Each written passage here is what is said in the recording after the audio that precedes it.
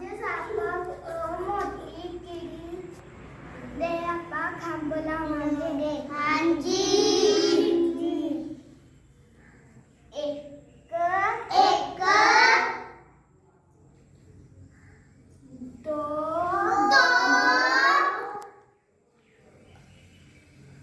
तीन तीन तीन ला ए आपा ते हा एक एक हा दो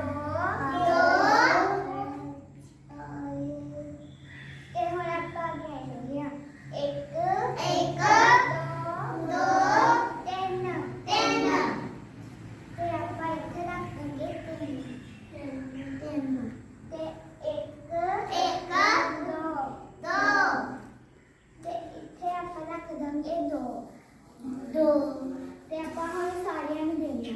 एक दो तीन चार पाच ते इथे आपण ते पाच